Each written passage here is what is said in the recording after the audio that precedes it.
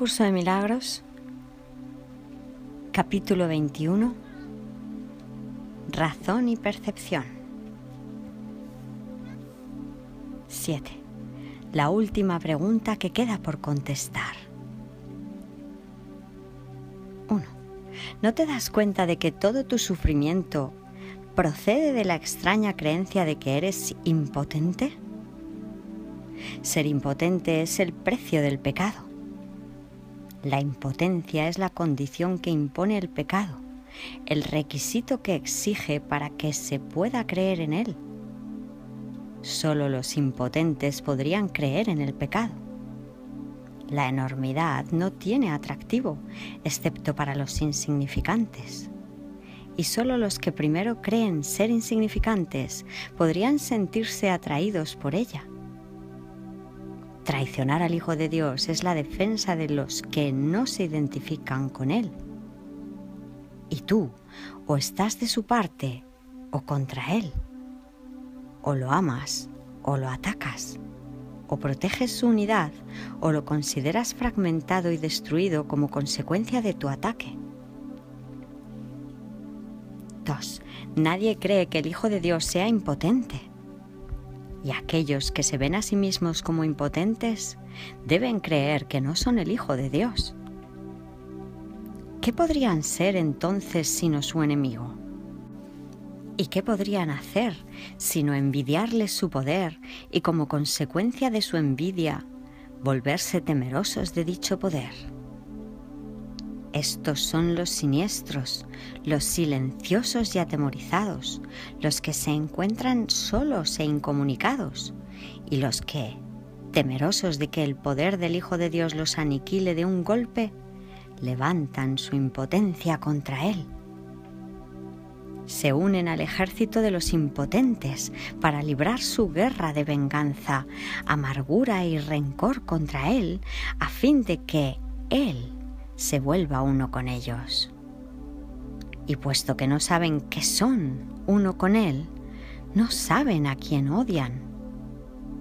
Son en verdad un ejército lamentable, cada uno de ellos tan incapaz de atacar a su hermano o volverse contra sí mismo, como de recordar que una vez todos creyeron tener una causa común. 3. Los siniestros dan la impresión de estar frenéticos, de ser vociferantes y fuertes, mas no saben quién es su enemigo, sino solo que lo odian. El odio los ha congregado, pero ellos no se han unido entre sí, pues si lo hubieran hecho no serían capaces de abrigar odio.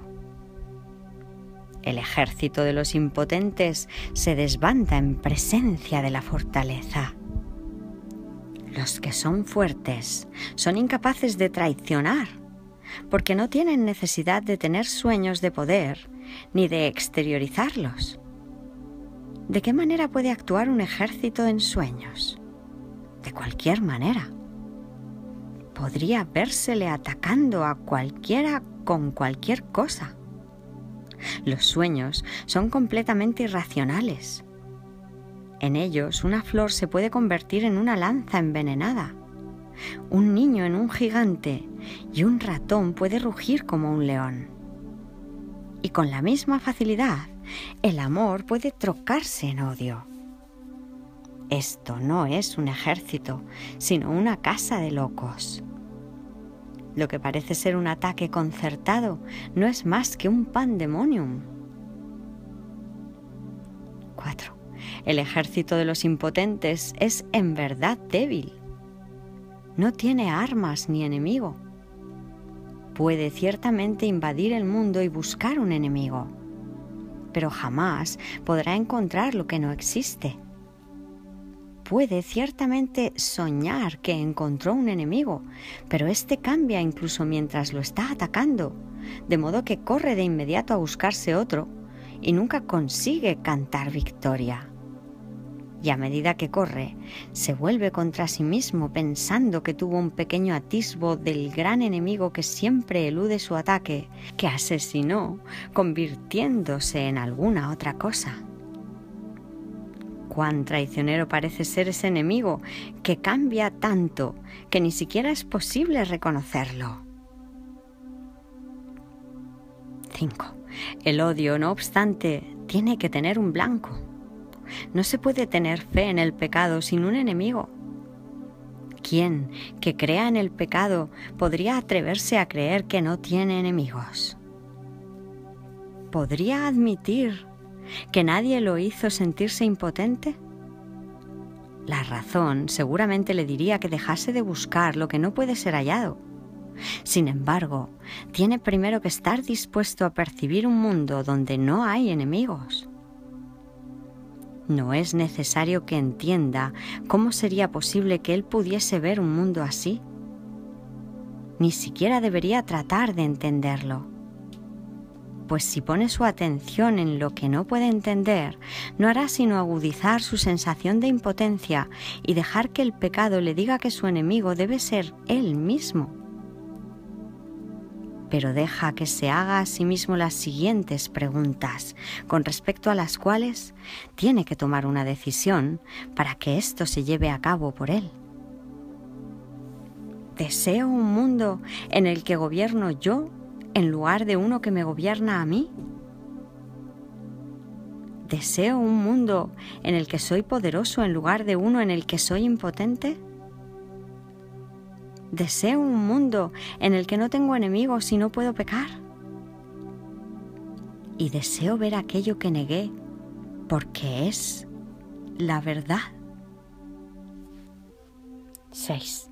Tal vez hayas contestado las 3 primeras preguntas, pero todavía no has contestado la última, pues esta aún parece temible y distinta de las demás, mas la razón te aseguraría que todas ellas son la misma. Dijimos que en este año se haría hincapié en la igualdad de las cosas que son iguales. Esta última pregunta, que es en verdad la última acerca de la cual tienes que tomar una decisión, todavía parece encerrar una amenaza para ti que las otras ya no poseen. Y esta diferencia imaginaria da testimonio de tu creencia de que, a lo mejor, la verdad es el enemigo con el que aún te puedes encontrar. En esto parece residir, pues, la última esperanza de encontrar pecado y de no aceptar el poder. 7. No olvides que la elección entre el pecado y la verdad, o la impotencia y el poder, es la elección entre atacar y curar, pues la curación emana del poder y el ataque de la impotencia. Es imposible que quieras curar a quien atacas. Y el que deseas que sane tiene que ser aquel que decidiste que estuviese a salvo del ataque. ¿Y qué otra cosa podría ser esta decisión sino la elección de verle a través de los ojos del cuerpo, o bien permitir que te sea revelado a través de la visión? La manera en que esta decisión da lugar a sus efectos no es tu problema, pero tú decides lo que quieres ver. Este es un curso acerca de causas, no de efectos. 8. Considera detenidamente qué respuesta vas a dar a esa última pregunta que todavía no has contestado. Y deja que la razón te diga que debe ser contestada y que su contestación reside en las otras 3. Te resultará evidente entonces que cuando observes los efectos del pecado en cualquiera de sus formas, lo único que necesitarás hacer es simplemente preguntarte a ti mismo lo siguiente: ¿es esto lo que quiero ver? ¿Es esto lo que deseo? 9. Esta es tu única decisión, la base de lo que ocurre. No tiene nada que ver con la manera en que ocurre, pero sí con el por qué. Pues sobre eso tienes control. Y si eliges ver un mundo donde no tienes enemigos y donde no eres impotente, se te proveerán los medios para que lo veas. 10. ¿Por qué es tan importante esta última pregunta? La razón te dirá por qué. Es igual a las otras tres, salvo en lo que respecta al tiempo. Las otras son decisiones que puedes tomar, volverte atrás y luego volverlas a tomar. Pero la verdad es constante e implica un estado en el que las vacilaciones son imposibles. Puedes desear un mundo en el que tú gobiernas y no uno que te gobierna a ti, y luego cambiar de parecer. Puedes desear intercambiar tu impotencia por poder y luego perder ese deseo cuando un ligero destello de pecado te atrae. Y puedes desear ver un mundo incapaz de pecar y, sin embargo, permitir que un enemigo te tiente a usar los ojos del cuerpo y a cambiar de parecer. 11. El contenido de todas estas preguntas es el mismo, pues cada una de ellas te pregunta si estás dispuesto a intercambiar el mundo del pecado por lo que el Espíritu Santo ve, puesto que es esto lo que el mundo del pecado niega. Los que ven el pecado, por lo tanto, están viendo la negación del mundo real. Sin embargo, la última pregunta suma a tu anhelo de querer ver el mundo real el deseo de permanencia, de tal forma que ese deseo se convierta en el único que tengas. Si contestas esta última pregunta con un sí, añades sinceridad a las decisiones que ya has tomado con respecto a las demás, pues solo entonces habrás renunciado a la opción de poder cambiar de parecer nuevamente. Cuando eso deje de interesarte, las otras preguntas quedarán perfectamente contestadas. 12. ¿Por qué crees que no estás seguro de que las otras preguntas hayan sido contestadas? ¿Sería acaso necesario plantearlas con tanta frecuencia si ya se hubiesen contestado? Hasta que no se haya tomado la decisión final, la respuesta será a la vez un sí y un no. Pues has contestado sí, sin darte cuenta de que sí tiene que significar que no has dicho no. Nadie decide en contra de su propia felicidad, pero puede hacerlo si no se da cuenta de que eso es lo que está haciendo.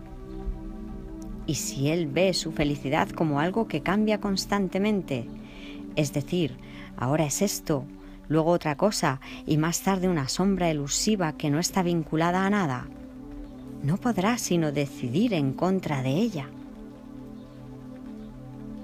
13. La felicidad elusiva, la que cambia de forma según el tiempo o el lugar, es una ilusión que no significa nada.